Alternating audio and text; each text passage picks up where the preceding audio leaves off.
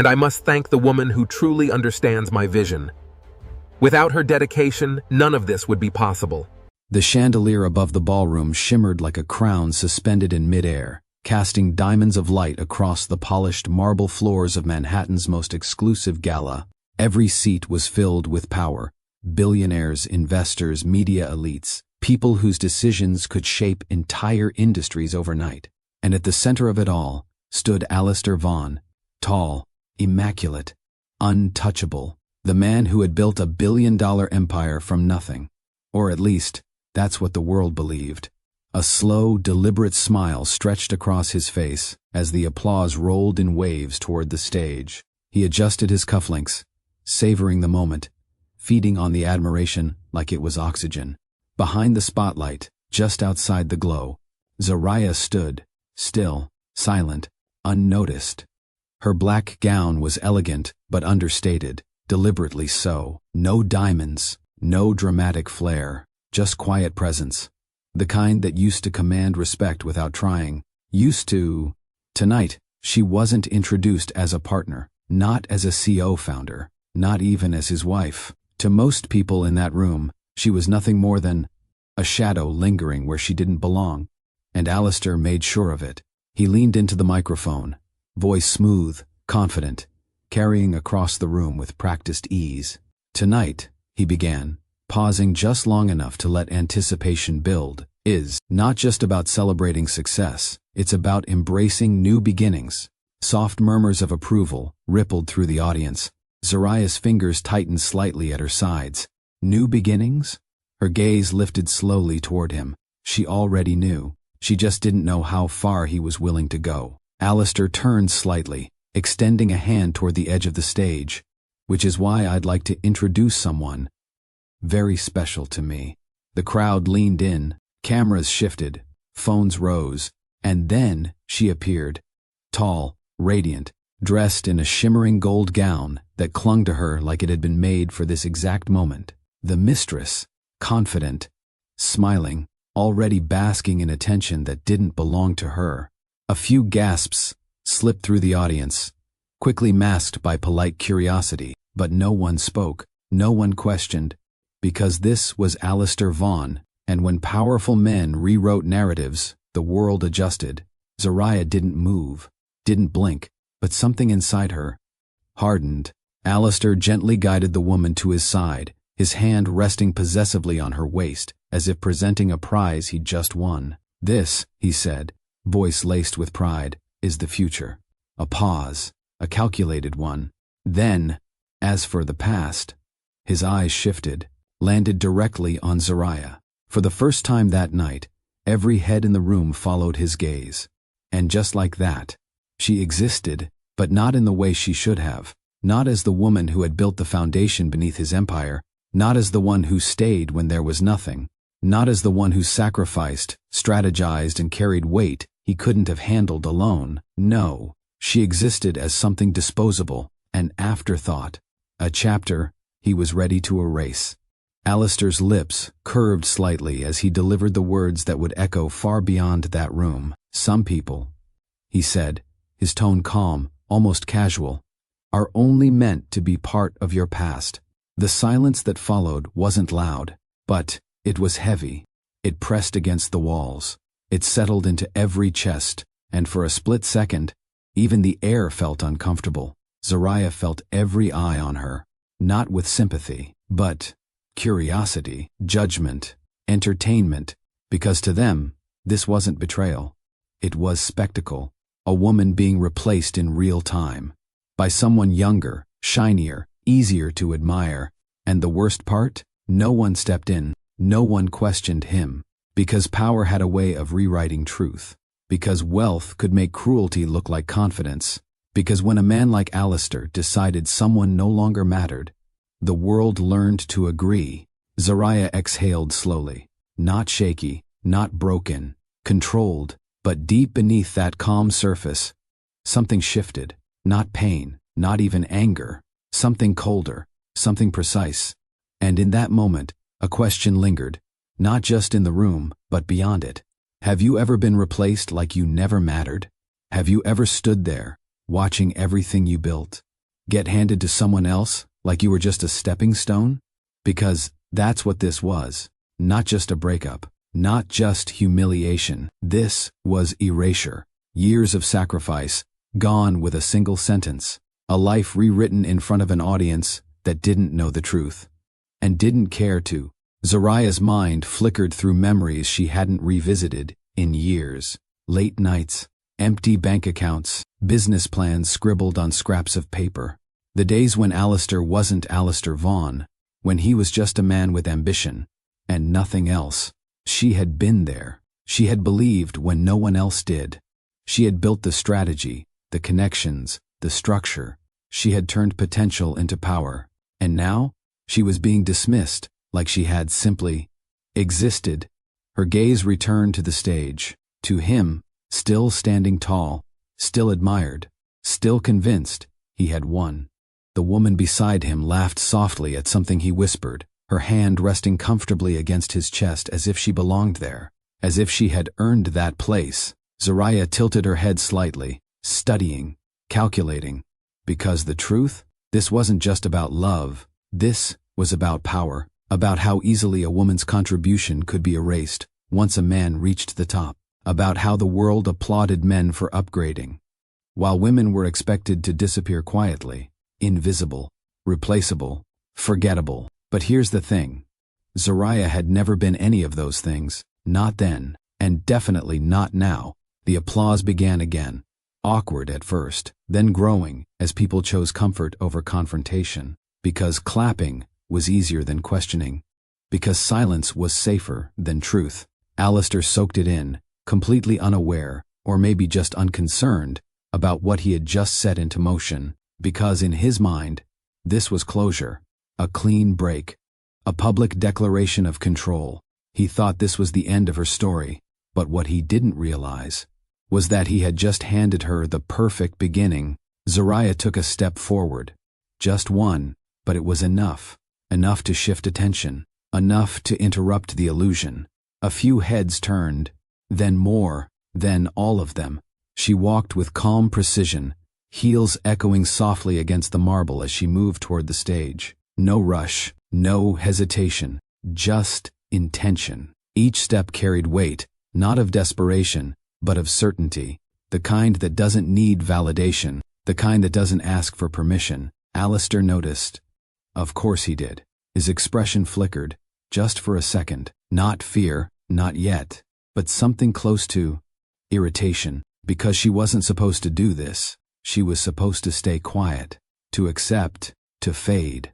But Zariah didn't stop, didn't look away, didn't shrink, and as she reached the base of the stage, a quiet tension settled over the room again, different this time, sharper, anticipating. She stepped up, the distance between them now minimal. Alistair straightened slightly, his jaw tightening just enough to reveal that this moment wasn't part of his plan. Zariah, he said under his breath, voice low, controlled, this isn't the place. Her lips curved, not into a smile but something far more dangerous, composed, knowing. Oh, she replied softly, her voice steady. I think it's exactly the place. A ripple moved through the audience, phones lifted higher, because, now, this wasn't just a spectacle, this was a confrontation. Zariah reached for the microphone, and for the first time that night, Alistair hesitated. Just a fraction, but it was there, because something in her eyes had changed, something he didn't recognize, something he couldn't control. Her fingers wrapped around the mic. The room held its breath. This was it, the moment, the response, the breakdown, or the backlash. And just as she lifted it toward her lips, the scene cuts, silence, suspended, because what she was about to say would change everything. No one in that room was ready for it, and trust me, you won't be either. What would you do in her place? Would you walk away, or take control of the moment? Drop your answer below. And if you're ready for a story where power shifts in the most unexpected way, make sure you're subscribed, because this is only the beginning. The microphone hovered just inches from Zariah's lips. Every camera in the room locked onto her, not out of respect, but anticipation. They wanted a reaction. tears, anger, a breakdown they could replay, analyze, and gossip about long after the night ended. Because in rooms like this, powerful men weren't questioned. Women were tested. Zariah didn't speak. Not yet. She let the silence stretch. Long enough to make people uncomfortable. Long enough to shift control. Because silence, when used right, could be louder than anything she was about to say. Alistair leaned slightly closer, his smile still intact, but tighter now. "Don't do this," he muttered under his breath, barely moving his lips. There it was, not authority, not confidence, fear, trying to stay hidden. Zariah's eyes flickered toward him, calm and unreadable. Interesting. So he was capable of feeling something after all. But not regret. No, this wasn't about remorse. This was about control slipping. And that made him uneasy. The woman beside him shifted subtly, her fingers tightening around his arm as she sized Zariah up more carefully now. Because something about this moment didn't feel like a victory anymore. It felt like the ground was starting to move beneath them. Zariah turned her gaze back to the audience. Rows of polished faces, some curious, some entertained, some pretending not to enjoy what they were witnessing. But none of them understood. Not really. Because they hadn't seen the nights Zariah went without sleep, building projections that would later make these same people rich. They hadn't seen her walk into rooms where she wasn't welcomed, and leave with deals no one else could secure. They hadn't seen her turn rejection into leverage, turn doubt into dominance. To them, she was just the woman who got left behind. And that was exactly why this moment mattered. Her fingers adjusted slightly on the microphone. Steady, intentional, no tremble, no hesitation, and suddenly, the narrative shifted. Because she didn't look like someone who had lost, she looked like someone who had been waiting. A soft murmur moved through the room, confusion now replacing certainty, because people could sense it. Something wasn't adding up. Alistair straightened again, forcing a light chuckle as he tried to regain control of the moment. "Ladies and gentlemen," he said smoothly, attempting to brush past the tension, "let's not turn tonight into something it's not." But his words didn't land the same way anymore. Not when Zariah was standing right there. Not when the room had already begun to question. Zariah finally raised the microphone fully. Her lips parted. And for a fraction of a second, time seemed to pause. This was the moment they had all been waiting for. The humiliation, the reaction, the fall. But instead, she smiled, not wide, not warm, just enough to make one thing clear. She knew something they didn't, and that was dangerous. "Good evening," she began. Her voice was calm, measured, composed in a way that instantly shifted the energy in the room. Because this wasn't the voice of someone breaking, this was the voice of someone stepping in. A few people exchanged glances. This wasn't going the way they expected, not even close. Zariah let her gaze sweep across the audience slowly, deliberately, making eye contact with just enough people to anchor her presence. "To everyone here tonight," she continued, "I hope you're enjoying the celebration." A pause, subtle, controlled. After all, it's not every day you get to witness history being rewritten in real time. A ripple of quiet reaction spread. Some didn't catch it, others did, and the ones who did, they leaned in, because that line carried weight, not bitterness, not anger, something sharper. Alistair's jaw tightened almost imperceptibly. He heard it, he understood it, and he didn't like it. Zariah turned slightly, just enough to glance at him, then at the woman beside him, not with jealousy, not with pain, but with clarity, like she was looking at a situation she had already outgrown. "New beginnings are powerful," she said, her tone smooth, almost reflective. "They give people the chance to redefine themselves."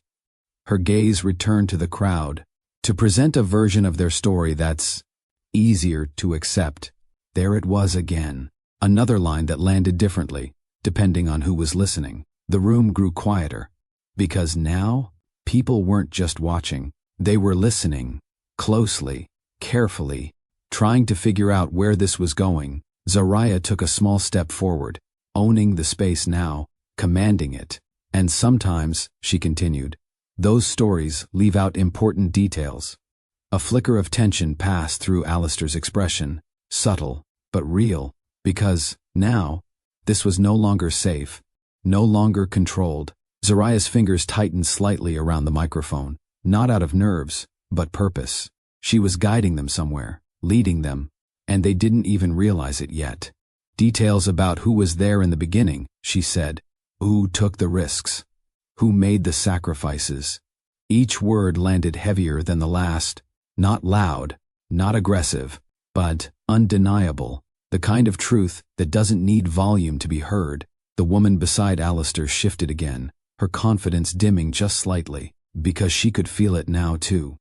This wasn't a speech, this was exposure, building in real time. Zariah tilted her head slightly, her expression calm but firm.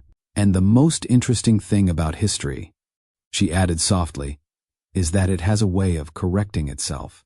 A pause, long enough for the meaning to settle, long enough for discomfort to grow. And then, she stopped, completely, mid-thought. The audience leaned in instinctively, waiting, expecting the next line, the revelation, the blow that would define this entire moment. But it didn't come, because Zariah lowered the microphone slightly, just enough. And in that single move, she took full control of the room. Now they needed her. Now they were invested. Now they couldn't look away, because whatever she was about to say next, it wasn't going to be small. And right here, we pause, because the truth Zariah is about to reveal, it doesn't just change her story. It changes everything they thought they knew. If you were standing in that room right now, would you expose everything? Or would you walk away and let them believe the lie? Drop your answer below. And if you're ready to see Power Flip in a way no one expects, make sure you're subscribed. The silence from the gala still lingered. Zariah stood there, microphone in hand, the weight of every gaze pressing in. And then, we go back, not slowly, not gently, but with purpose, because the truth is, this didn't start on that stage.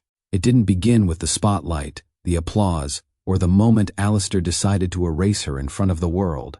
No, it started long before Manhattan, long before wealth had a name attached to it, long before Alistair Vaughn became someone people feared losing access to. It started with two completely different worlds.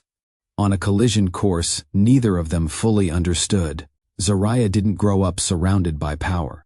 She grew up surrounded by people, real people, the kind who remembered your name, checked in without needing a reason, and showed up when it mattered. Her childhood home wasn't grand, but it was alive.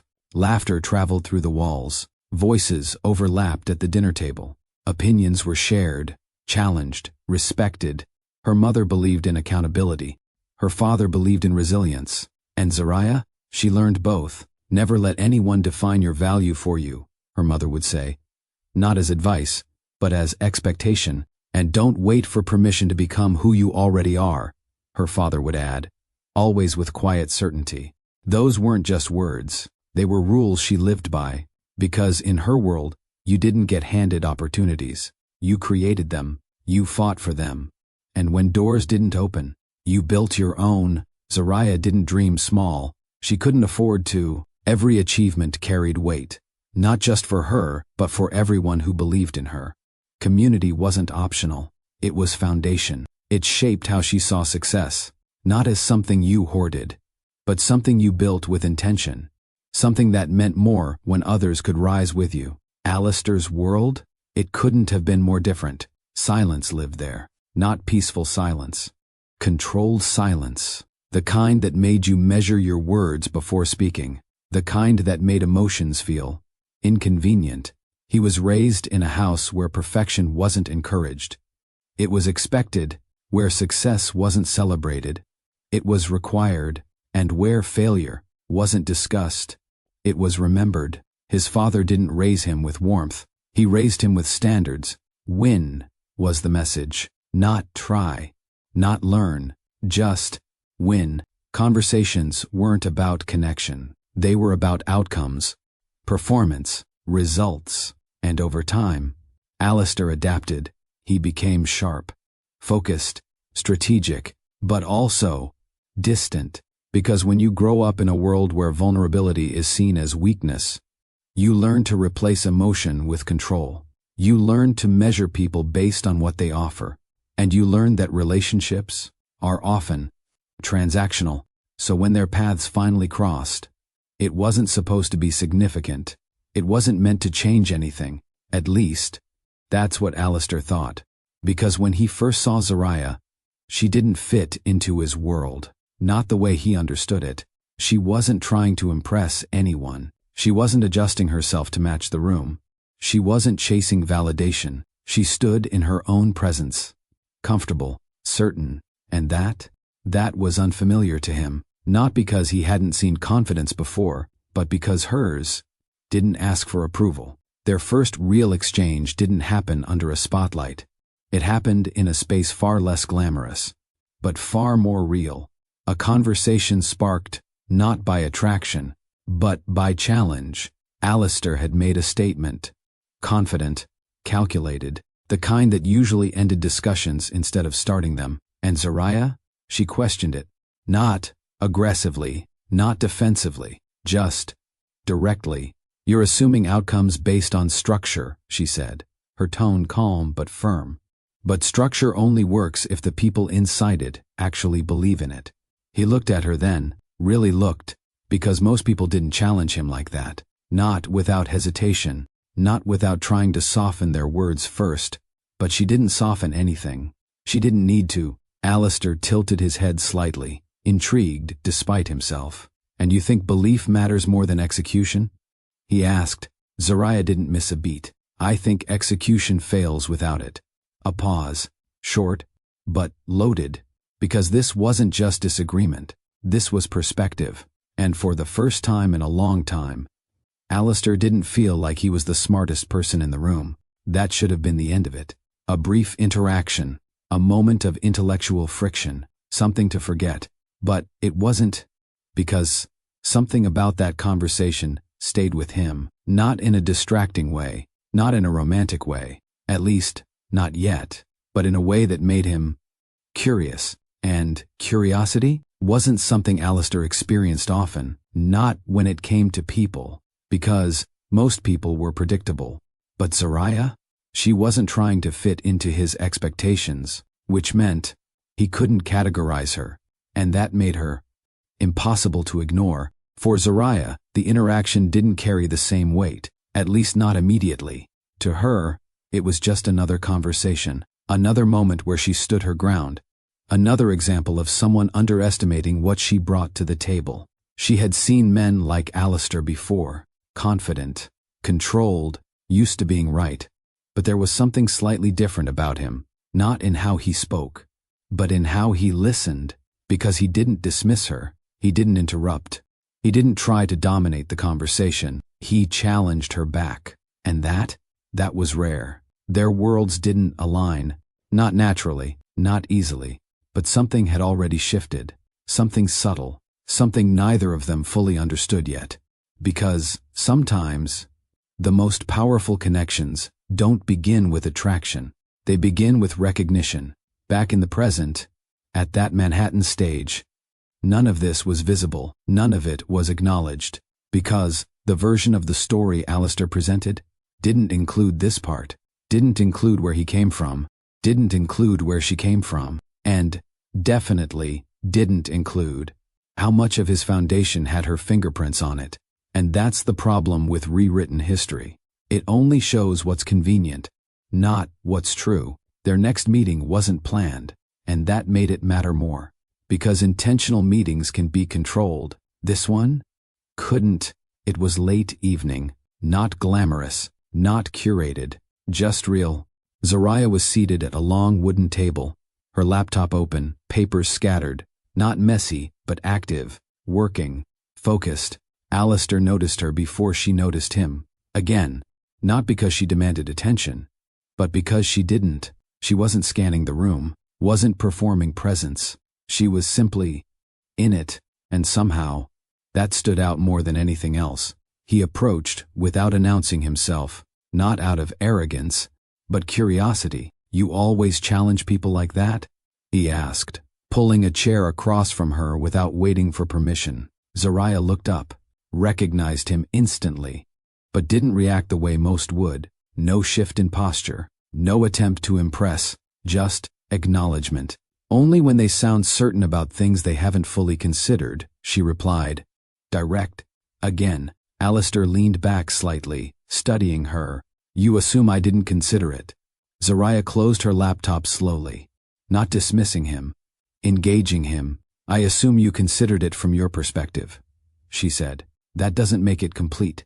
A slight pause, and then, for the first time, a hint of something unfamiliar crossed Alistair's face. Not irritation, not dominance, respect, because she wasn't intimidated, and she wasn't trying to be impressive. She was just honest. Most people don't talk to me like that, he admitted. Zariah tilted her head slightly. Most people probably want something from you. That landed. Clean. Accurate. And for a moment, Alistair didn't respond, because she wasn't wrong. In his world, conversations were rarely just conversations. They were negotiations, strategies, moves. But this felt different. And you don't? He asked. Zariah's expression didn't change. No. Simple. Uncomplicated. And that single word shifted something. Because when someone doesn't want anything from you, you don't know how to position yourself. You don't know how to control the outcome. And for someone like Alistair, that was unfamiliar territory. The conversation didn't end there. It expanded. Naturally. Without force, they debated ideas, challenged assumptions, pushed perspectives. Time moved. But neither of them noticed. Because for once, Alistair wasn't measuring value. He was experiencing it. Your approach is risky, he said at one point, leaning forward slightly. Zariah nodded. So is yours. He raised an eyebrow. How? You rely on control, she said. Control works. Until it doesn't. And belief works all the time? He countered. No, she replied calmly. But when it works, it lasts longer. Another pause. Another shift. Because this wasn't about winning the conversation anymore. It was about understanding it. That night didn't end with exchanged numbers or promises. It ended with something far more subtle. Awareness. Because now they both knew. This wasn't just a random encounter. This was something that could become something significant. Back in the present, standing on that stage, none of those moments were visible. But they mattered. Because they explained everything. It didn't happen all at once. There was no sudden shift, no dramatic moment where everything changed overnight. Instead, it built, gradually, intentionally, through conversations that lasted longer than expected, through disagreements that turned into understanding, through moments that didn't need definition to matter. Their third meeting felt different, not because anything had changed, but because something had. Alistair arrived first. That alone was unusual. He didn't wait. But this time, he did. And when Zariah walked in, there was no pretense, no performance, just recognition. You're early, she said, taking her seat. You're late, he replied. She glanced at the clock. I'm on time. A slight pause. Then, for the first time, they both smiled. It started there, not with declarations, not with attraction, but with ease. Why do you do it? Alistair asked at one point, his tone more curious than analytical. Do what? Push against systems that already work. Zariah leaned back slightly, considering, because they don't work for everyone. That's not how systems are designed, he said. That's exactly the problem, she replied. He studied her, longer this time, because she wasn't just challenging ideas. She was reshaping how he saw them. Days turned into weeks. Weeks into something that didn't need labeling yet. They worked together. Not officially, not strategically. Just naturally. Ideas flowed. Strategies formed. Execution followed. And for the first time, Alistair wasn't building alone. You see things differently, he said one evening. Zariah glanced up from her notes. So do you. That's not what I meant. I know, she said, a faint smile forming. Another pause. Then, the line that would stay with them, the one that would define everything that followed. Alistair leaned back slightly, his voice quieter now. With you. He hesitated, not because he didn't know what to say, but because he wasn't used to saying it. With you, I don't have to prove anything. Zariah didn't respond immediately, not because it didn't matter, but because it did, more than he realized. And when she finally spoke, her voice was softer. But you still try. A slight smile, and just like that, something deeper formed. They didn't rush it, didn't force it, because what they were building wasn't fragile, it was real. It wasn't just about ideas anymore. It became presence. Late nights turned into shared routines, not planned, not structured, just consistent. Zariah would bring perspective, Alistair would bring execution, and somewhere in between, they built something neither of them had experienced before. Balance. You trust people too easily, Alistair said one night. Zariah shook her head. No, I just don't assume the worst. That's the same thing. No, she replied. It's a choice. He watched her carefully, because that answer didn't fit into his usual framework. And yet, it made sense. For Zariah, Alistair wasn't just a man with ambition. He was someone learning to feel again, even if he didn't realize it. For Alistair, Zariah wasn't just intelligent, she was grounding. She made things clearer, sharper, more meaningful, and slowly, without announcement, without expectation, they became something more. There was no dramatic confession, no grand gesture, just a quiet understanding. And for the first time, Alistair didn't feel like he had to perform, didn't feel like he had to win, didn't feel like he had to be anything other than present, because with her, that was enough. If you believe, love should feel like understanding, not pressure. Drop A in the comments. Success didn't arrive the way people later described it. It wasn't sudden, it wasn't effortless, and it definitely wasn't built by one person. Long before the gala, before recognition had a name, before investors lined up to be associated with Alistair Vaughn, there were rooms no one remembers. Rooms without cameras, without applause, rooms where decisions actually mattered. And in those rooms, Zariah led. The first major breakthrough didn't come from funding. It came from structure. Alistair had vision, sharp, ambitious, expansive. But vision alone doesn't scale. It fractures without direction. And that's where Zariah stepped in. This won't hold, she said one evening, sliding a document across the table. Alistair glanced at it, scanning quickly. It's functional, he replied. For now, she said, not for growth. He leaned back slightly. Explain. Zariah didn't rush. She never did. You're thinking short-term scalability, she said. I'm thinking long-term control. He studied her. Because those weren't the same thing. And she knew it. If this expands the way you want it to, she continued, tapping lightly on the page, you won't just be building a company, you'll be building something people will try to take. A pause. Then. And right now, it's easy to take. That landed, not as criticism, but as truth. Alistair leaned forward again, this time more focused. So what's the alternative? Zariah reached for another document, already prepared, already thought through, because she didn't react to problems. She anticipated them. You restructure ownership, she said, not just percentages, control layers. He frowned slightly. Explain that. Zariah met his gaze directly. You separate visibility from authority, silence, because that wasn't obvious, not to most people. Let people think they understand the structure, she continued, but build it in a way where decisions still route through protected channels. And those channels are controlled by, he asked. She didn't hesitate. Us. That was the first shift, not in power, but in foundation, because from that moment on, they weren't just building something successful, they were building something protected. Zariah didn't just draft ideas, she executed them.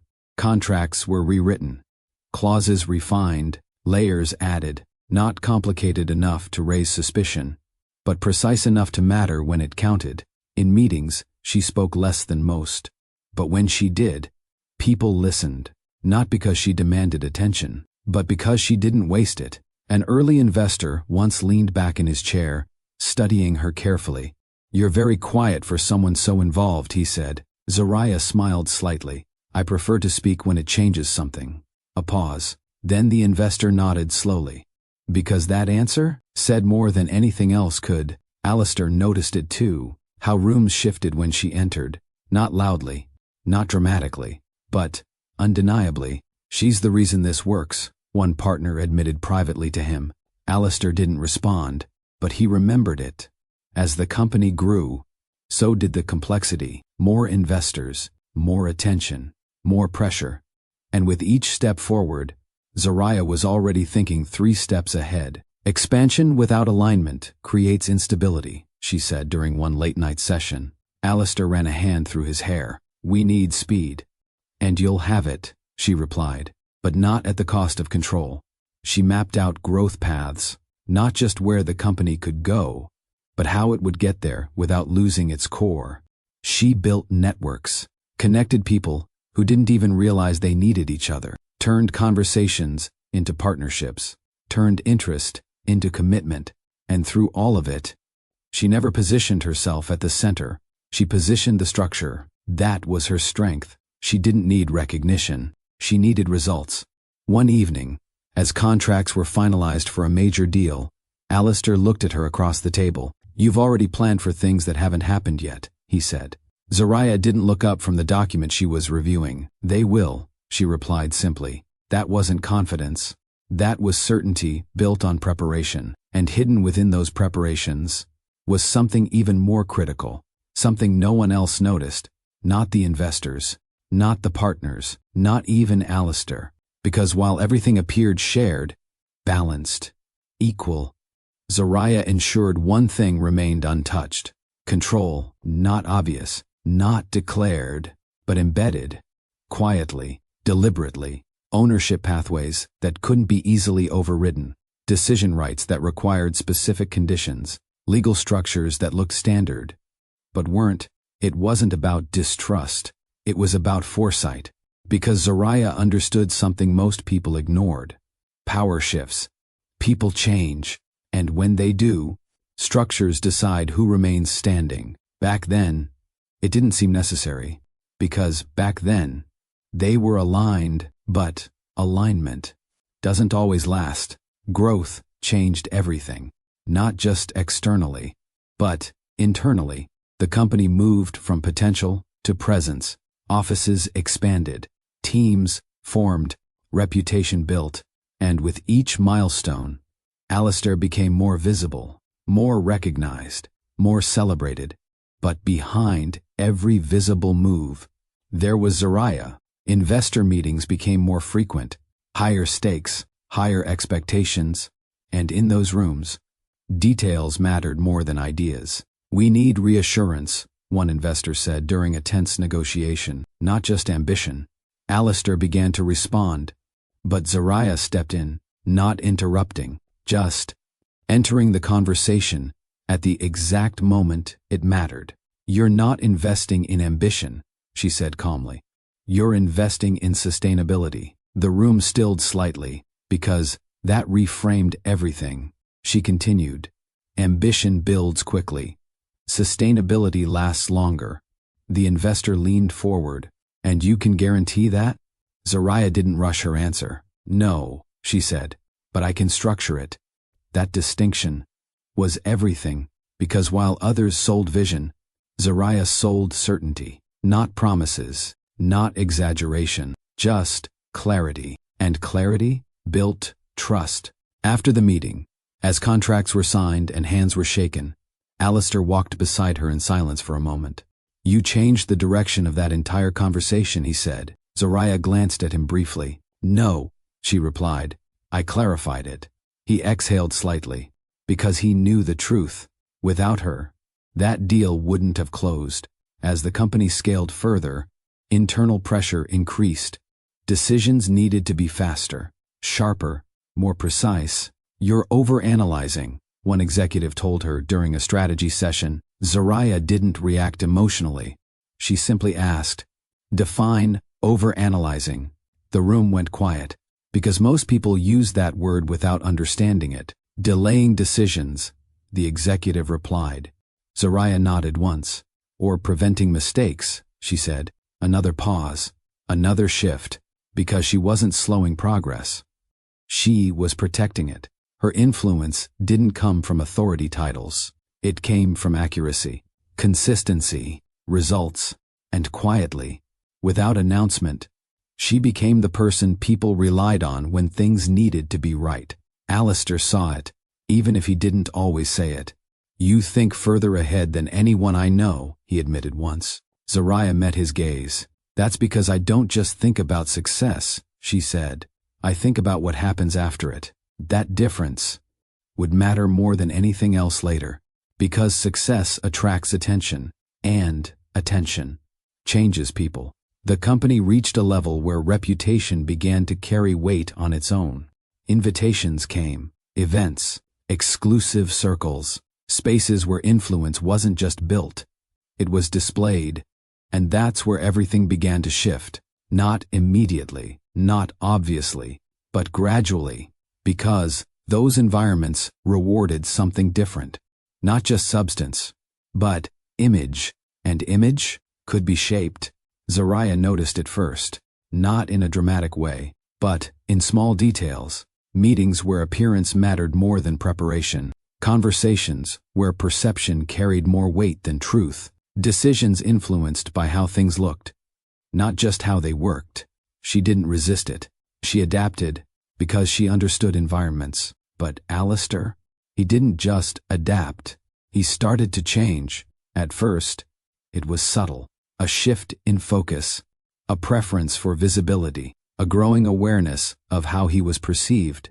It made sense, to a point, because recognition validates effort. But it can also distort priorities. And Zaraya saw that line approaching before he did. One evening, after a high-profile event, she spoke carefully. "You're being positioned," she said. Alistair glanced at her. "That's part of growth." "Yes," she replied, "but positioning can come at a cost." He frowned slightly. "What cost?" Zaraya held his gaze. Perspective. He didn't respond immediately, because part of him understood, but another part didn't want to, because the higher he rose, the harder it became to question the path, and quietly, without announcement, the balance they once had began to shift. The first time Zaraya heard the name, it meant nothing. Celine Ardent, just another name in a growing network of elite connections, another presence in rooms filled with influence, another introduction that didn't seem significant. But significance doesn't always announce itself. It was at a private gathering, smaller than the gala, more controlled, more curated, the kind of environment where reputations were quietly assessed. Zaraya noticed her immediately, not because she stood out loudly, but because she understood the room. Celine didn't try to dominate attention. She directed it, subtly, effortlessly. Her movements were precise, her words measured, her timing intentional, and when she was introduced to Alistair, something shifted. "Celine Ardent," she said smoothly, extending her hand. "Alistair Vaughn."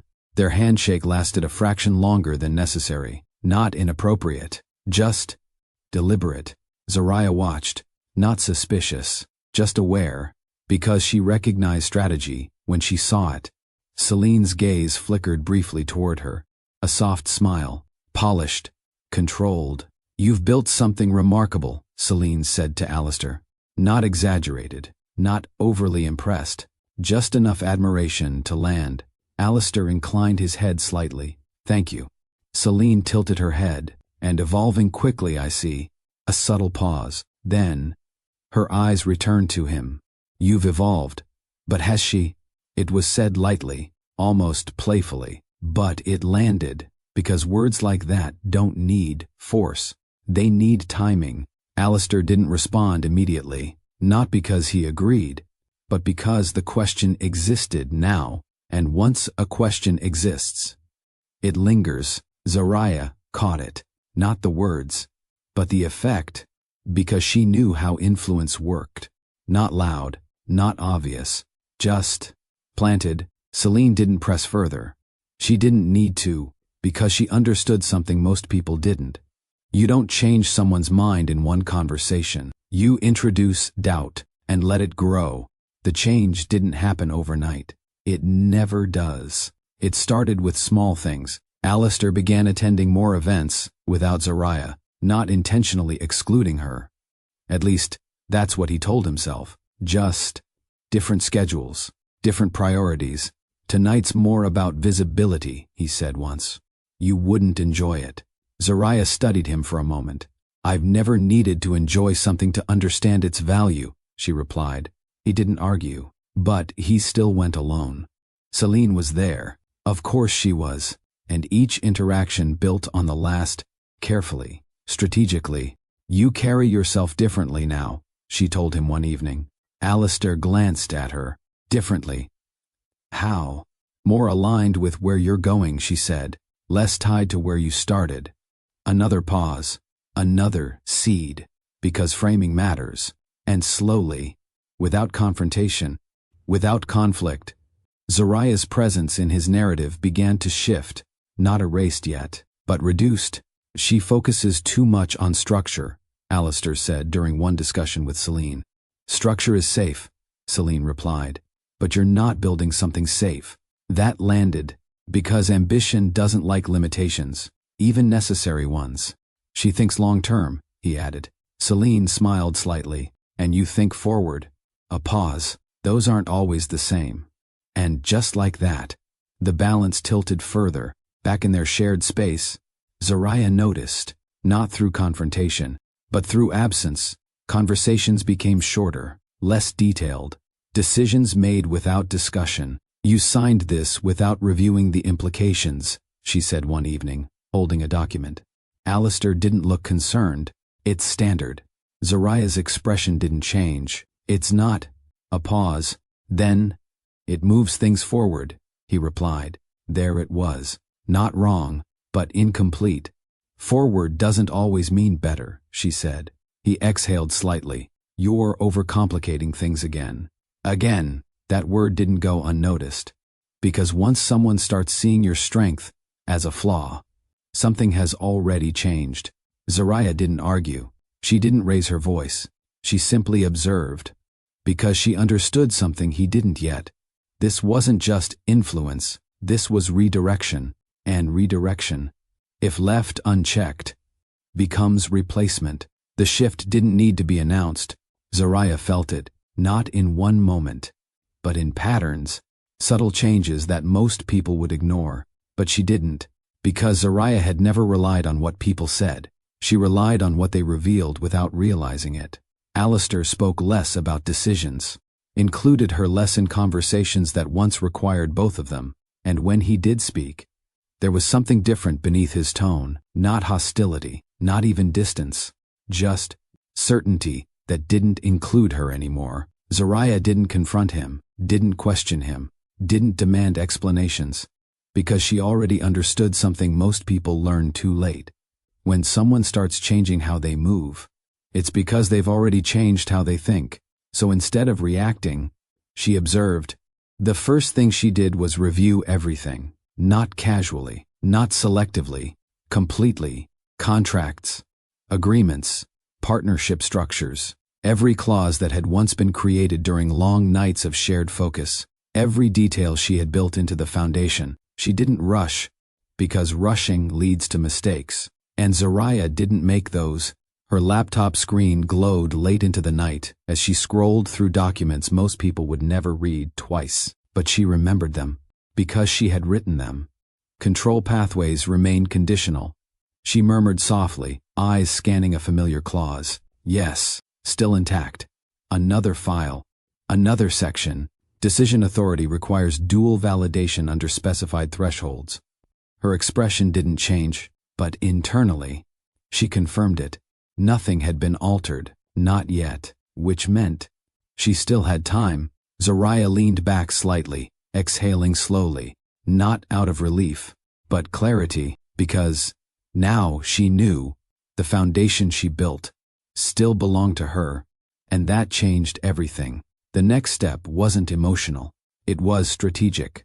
She began restructuring access, quietly, without alerting anyone. Permissions adjusted, oversight reinforced, legal protections activated in ways that appeared routine, but weren't. She didn't remove Alistair. She didn't block him. She simply ensured that control could not shift without consequence, because power isn't always about possession. Sometimes, it's about limitation. Days passed, then weeks. Outwardly, nothing changed. Zariah remained composed, present, engaged when necessary, but internally, everything was aligning. She met with legal advisors, privately, discreetly, not to create new structures, but to reinforce existing ones. Everything is already in place, one advisor said, reviewing the documents. You were thorough from the beginning. Zariah nodded once. I planned for evolution, she replied. The advisor glanced at her carefully. Most people don't plan this far ahead. Zariah closed the file calmly. I'm not most people. There was no arrogance in her tone, just fact. Because she understood something critical. Preparation doesn't begin when problems appear. It begins long before, and now, that preparation was becoming protection. Assets were secured, not moved, not hidden, just protected within the structure she had already designed. Partnership agreements were reviewed for leverage points, not exploited, just understood, because knowledge was control, and control was quiet. Meanwhile, Alistair continued forward, unaware, because from his perspective, nothing had changed. He still had access, still had influence, still had the image of control. But image is not the same as reality. Zariah didn't rush the outcome. She didn't need to, because this wasn't about winning quickly. It was about winning correctly, and slowly, without confrontation, without noise. The balance began to shift again, but this time, it shifted toward her. The most dangerous part? No one saw it happening. Not the investors, not the executives, not Celine, and definitely not Alistair, because they were all focused on the visible, the surface, the narrative. Zariah? She was focused on the structure, and structure decides everything. By the time the final review was complete, by the time every safeguard had been confirmed, by the time every potential vulnerability had been addressed, Zariah closed her laptop, slowly, deliberately, not with uncertainty, not with hesitation, but with decision. Because now, she wasn't reacting anymore. She was ready. She's not losing. She's preparing. The announcement didn't come as a surprise. Not to the public, not to the investors, not even to Zariah, because events like this were inevitable. A major milestone, a defining moment, a public declaration of success. New York, Manhattan, the same world where perception shaped reality. Invitations were sent weeks in advance, carefully curated. Media outlets confirmed attendance. Investors rearranged schedules. Influential names aligned themselves with the event, not just to witness it, but to be associated with it, because proximity to success carries its own value. The venue was designed for impact, large, elegant, commanding attention without asking for it. Every detail considered, lighting, seating, positioning. This wasn't just a celebration, it was a statement. Alistair stood at the center of it all, as expected. Interviews scheduled, appearances timed, every movement calculated to reinforce one message. He had arrived. Celine was there too. Of course she was, not as an outsider, not as a guest, but as someone who now belonged in that space. Her presence no longer questioned, only accepted. And Zariah? She received her invitation like everyone else. No special note. No acknowledgement of her role, no recognition of what she had built, just an entry. She read it once, then set it aside. No reaction, no hesitation, because this moment was never about the invitation, it was about the outcome. The night of the event arrived. The city moved, as it always did. Fast, unapologetic, unaware of the shift about to happen. Inside the venue, everything was in motion. Guests arriving, conversations forming, expectations building, and then Zariah entered, not early, not late, on time. Her presence didn't demand attention, but it captured it. Calm, composed, unshaken, no visible emotion, no sign of conflict, just control. A few heads turned, whispers followed, because people remembered, even if they didn't understand. She's here, someone murmured quietly, not surprised, but curious, because her presence raised one question. Why? Zariah moved through the room with quiet precision, acknowledging greetings, engaging briefly when necessary, not avoiding, not chasing, just present. From across the room, Alistair noticed her. Of course he did. His expression didn't change immediately, but something flickered beneath the surface, because despite everything, he knew one thing: Zariah never did anything without reason. And tonight, she was here, not as a guest, but as something far more dangerous, a variable. Celine followed his gaze. Her smile remained, but her eyes sharpened slightly, because she understood something too. This wasn't over, not even close. The room continued to fill, energy rising, attention shifting toward the stage. Everything was building toward one moment. The announcement, the narrative, the version of the story everyone expected to hear. But beneath all of it, unseen, unnoticed, another version existed, one that hadn't been told yet. And Zariah? She was about to tell it.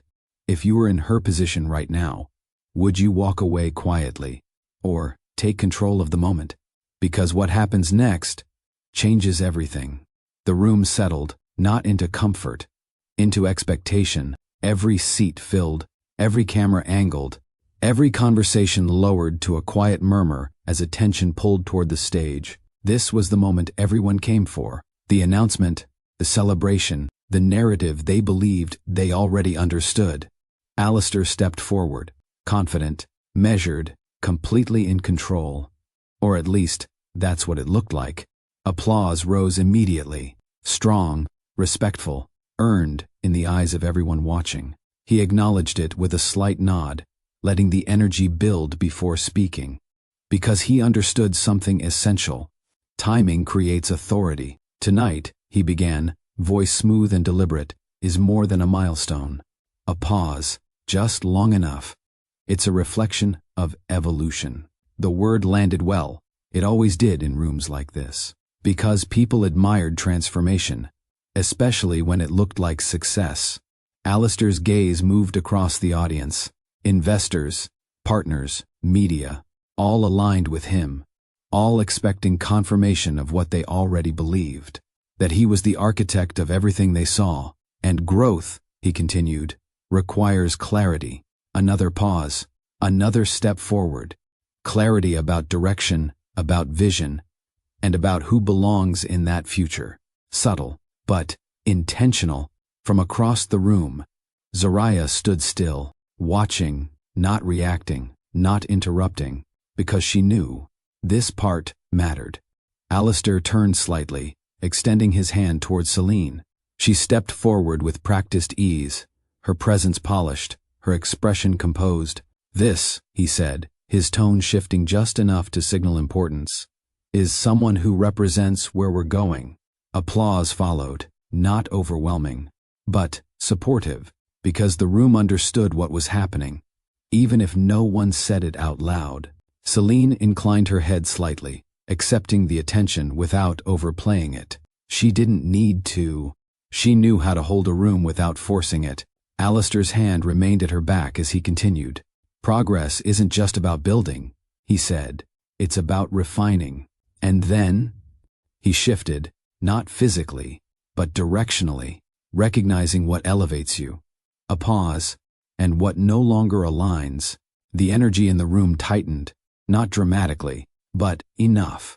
because now, this wasn't just a speech, it was becoming something else. Alistair's eyes found Zariah, direct, unapologetic, and in that moment, everyone followed. Every gaze, every camera, every expectation. She didn't move, didn't look away, didn't react. Because she had already accepted this moment long before it arrived, Alistair's expression remained composed as he spoke again. Some people, he said calmly, were part of the foundation. A brief pause, then, but not the future. The words landed, sharp, clear, impossible to misinterpret. A ripple moved through the audience, not loud, but undeniable. Some shifted in their seats, others leaned forward. A few exchanged glances, because even in a room that respected power, there were lines, and this was close.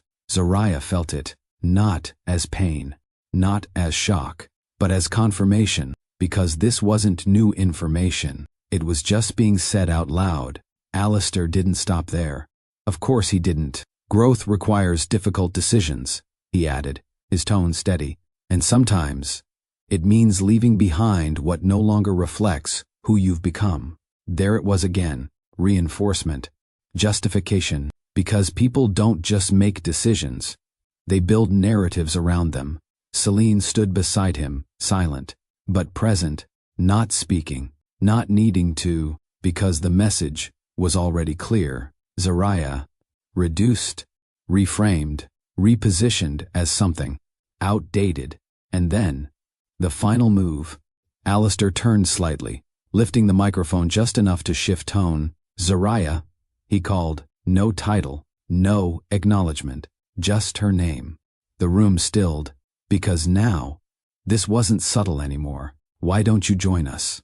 He added, an invitation, on the surface, but everyone understood what it really was, a display, because calling her forward now, after everything he had just said, left only one expectation: submission, closure, acceptance. Zariah didn't move immediately, not out of hesitation, but control, because movement is power, and she chose exactly when to use it. Then, she stepped forward, one step, then another, calm, measured, unshaken. The sound of her heels against the floor cut through the silence, not loud, but precise.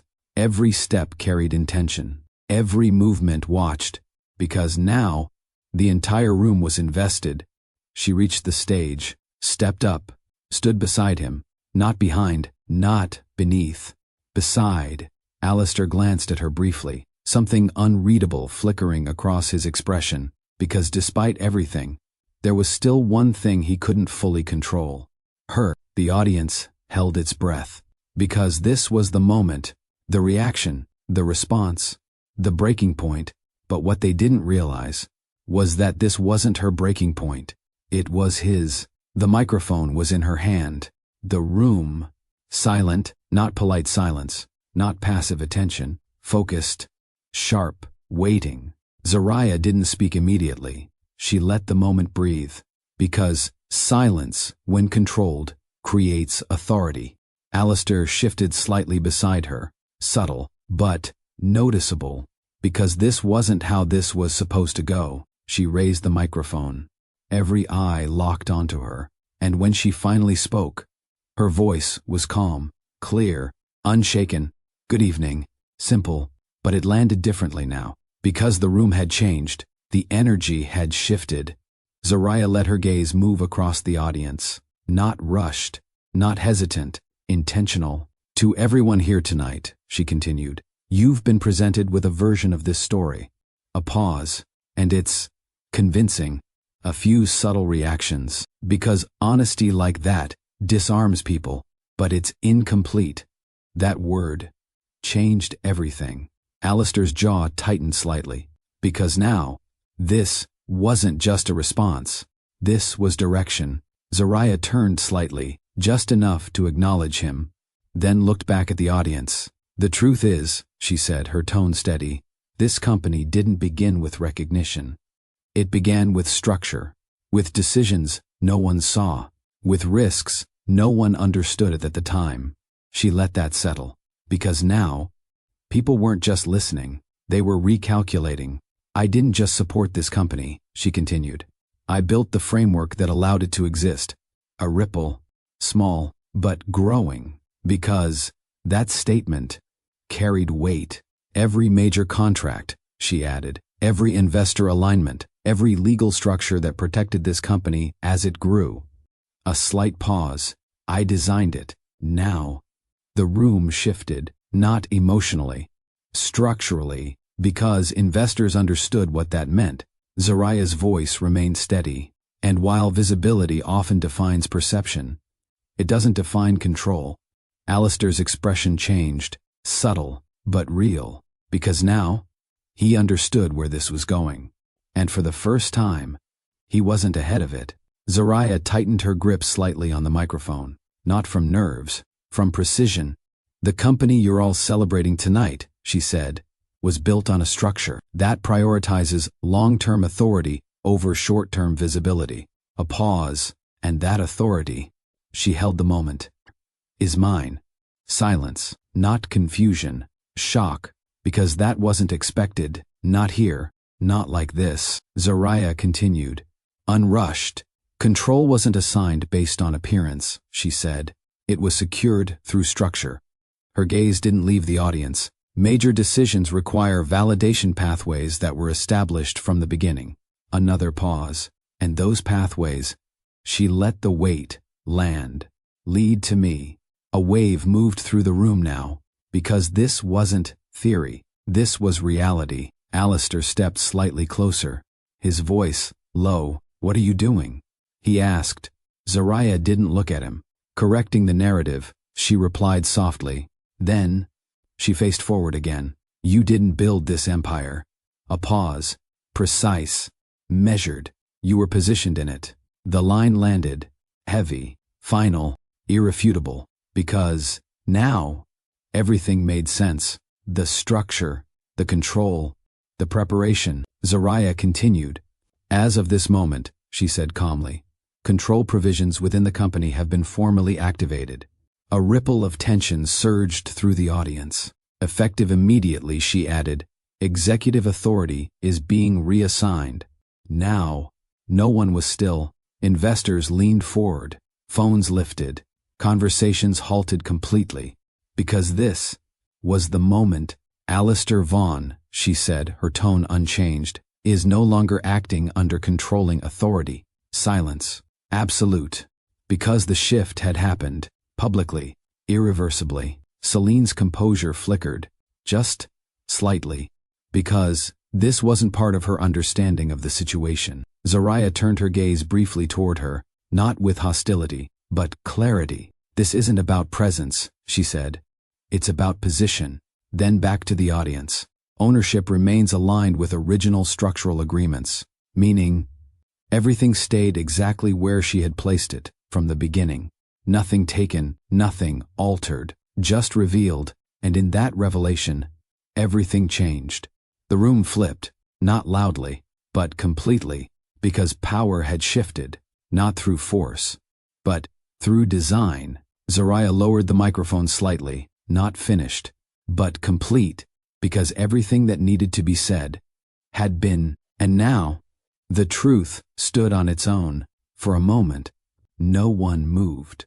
No applause, no whispers, no immediate reaction, just stillness. The kind that follows when a room realizes it has witnessed something irreversible. Alistair stood frozen, not physically, but mentally, because everything he believed he controlled had just shifted in a way he didn't anticipate. Not challenged, not threatened, rewritten. His name still carried weight, his presence still commanded attention, but something fundamental had changed. Not externally, internally, because control isn't what people say you have. It's what remains when everything is tested. And in that moment, Alistair had none. His gaze moved across the room. Investors who once leaned toward him now leaned back. Partners who once aligned with his decisions now exchanged quiet looks with each other instead. Media cameras still recorded. But the narrative had changed. He wasn't the center anymore. He was the question. Celine stood beside him, her composure no longer seamless, not broken, but recalculating, because her position had always been tied to perception, and perception had just shifted. This wasn't the environment she entered, and it wasn't the one she expected to navigate. She glanced at Alistair, looking for direction, for reassurance, for control, but there was none to give, because for the first time, he didn't have answers.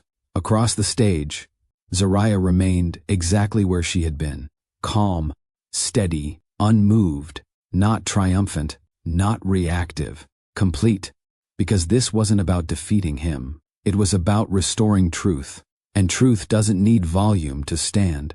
The silence eventually broke, not loudly, but gradually. Low conversations resumed, measured, careful, because people weren't reacting emotionally. They were processing strategically. What had just been revealed wasn't just personal, it was structural, which meant everything connected to that structure had to be reconsidered. Positions, agreements, alignments, and in rooms like this, those shifts happen quickly. One investor stood, then another, not leaving, but repositioning, because loyalty follows stability, and stability had just been redefined. Alistair felt it, not as humiliation, but as loss of influence, the kind that doesn't happen all at once, but all at once becomes visible. He took a step forward, not toward Zariah, but toward control. "This isn't," he started, his voice lower now, less certain, but the sentence didn't finish, because for the first time, he didn't have the authority to define the moment, and everyone in that room knew it. Zariah didn't interrupt him, didn't respond, didn't engage, because she didn't need to. Everything that mattered had already been said, and anything he added now would only confirm it. Celine stepped back slightly, not dramatically, but enough, because proximity to uncertainty is risk, and she understood risk. Her earlier confidence had been built on alignment, on direction, on clarity of position. Now, that clarity was gone, and without it, her presence lost meaning. Zariah turned slightly, not to face them, but to leave, because she wasn't there to remain.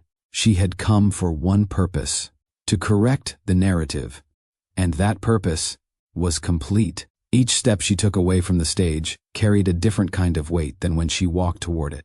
Before, the room watched her to see how she would respond.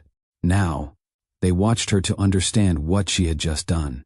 Because power doesn't always announce itself loudly. Sometimes, it reveals itself quietly, and leaves just as calmly. No rush, no hesitation, just certainty. As she moved through the room, the atmosphere shifted around her. Not because she demanded attention, but because she commanded respect, the kind that isn't given easily, and never taken lightly. A few people nodded as she passed.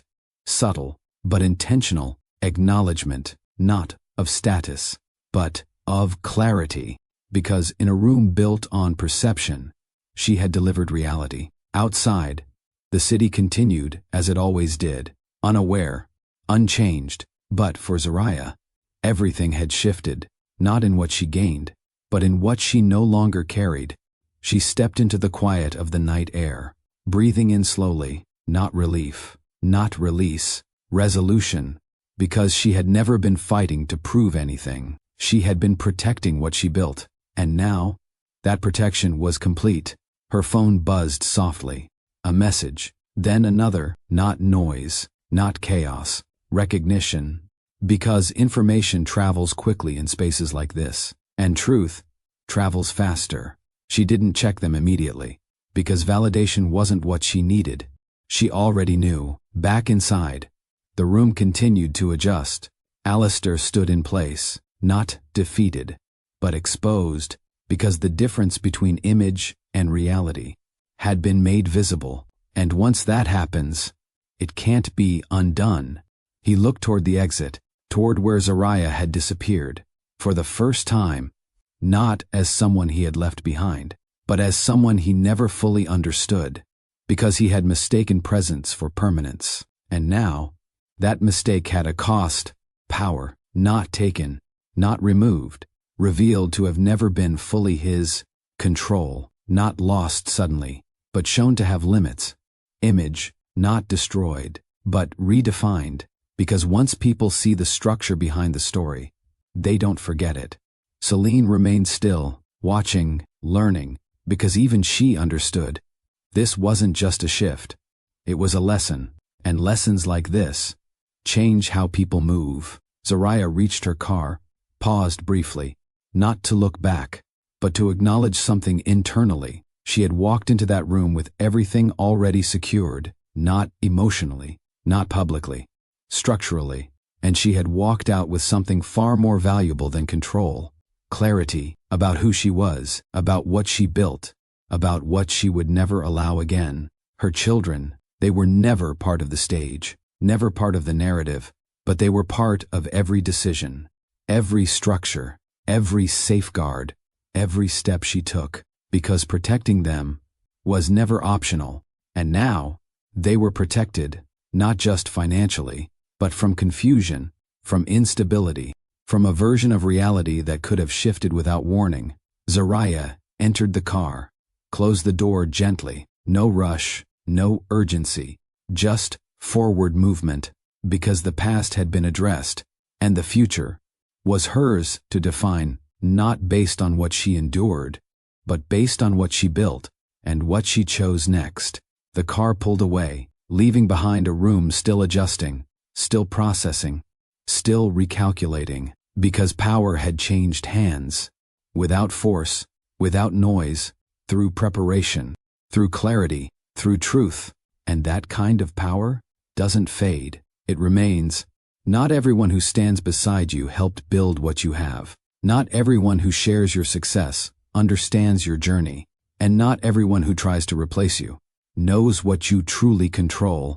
If you believe respect matters more than status, subscribe.